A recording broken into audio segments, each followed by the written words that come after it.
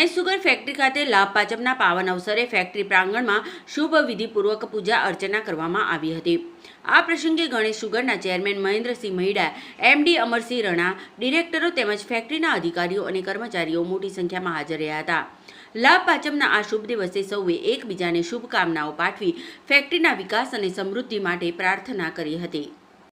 મિત્રો, આજ રોજ લાભ પાંચમના શુભ દિવસે ક્રશિંગ કરવાનું આપણે શુભ મુહૂર્ત કરવાનું અગાઉથી નક્કી કરેલ હતું અને અગાઉથી નક્કી કરેલ એ પ્રમાણે કાપણી ચાલુ કરી, કાપણી થઈ અને એ પ્રમાણે આજે શેરડીના ટ્રેક્ટરોને ટ્રકો પણ આવી, પરંતુ આપણા કમનસીબે કમોસમી વરસાદને કારણે ક્રશિંગનું મુહૂર્ત આજે આપણે જે કરીને આજથી ક્રશિંગ ચાલુ કરવાના હતા એ આજે કરવાનું મુલતવી રાખી અને આજે કાંટા ઉપર આ બધી શેરડીનું વજન થઈ જવું જોઈએ, જેથી કરીને વરસાદને કારણે થોડો ઘણા ટાઈમ માટે જો શેરડી બહાર રહે તો ખેડૂતોને શેરડીમાં વજનમાં માર ના પડે, એટલે બધી શેરડીનું વજન કરી અને અંદર લઈ લેવા માટે કાંટાનું પૂજન કરી અને આજે કાંટાનું પૂજન કરી અને આજે બધી શેરડીનું વજન કરી અને યાર્ડમાં મૂકવાનું નક્કી કરેલ છે। અને ભગવાનની મહેરબાનીથી જો આ વરસાદ આજે રહી જાય તો 1-2 દિવસમાં કે 2-4 દિવસમાં આપણે ક્રશિંગ મુહૂર્ત કરીને ક્રશિંગ પણ ચાલુ કરી દેશું।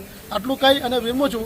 આપણી ગણેશની અંદર શેરડી મળે એના માટેનું આગોતરું ખૂબ સારું આયોજન કરી અને આપણને સારી શેરડી મળે એના માટેના ગામે ગામ મળીને બધા પ્રયાસ કરી અને વ્યવસ્થા ગોઠવેલ છે। આ વખતે આપણને શેરડીમાં પણ તકલીફ નથી પડવાની અને ક્રશિંગ પણ સારું થવાનું છે અને મજૂરો પણ આયોજન એટલું સારું કરેલું છે કે આજે બધી જગ્યાએ જે કોઈને આપણી ત્યાં નથી નોંધાવી એ લોકોને બી આપીએ છે તો એમને મજૂરની તકલીફ નહીં પડે એ રીતનું મજૂરનું આયોજન કરીને વ્યવસ્થા કરેલ છે અને ખેડૂતોનો સહકાર મળે અને ખેડૂતો શેરડી આપે। આપણી આ સંસ્થા જે રીતની ફરી પાછી એક લેવલ પર લાવીને આજે આગળ જવા માટેના બધી મહેનતને પ્રમાણિક પ્રયાસ કરી રહ્યા છે, એની અંદર તમારા બધાનો પણ સહકાર મળતો રહે, આટલું કહીને વિરમીશ।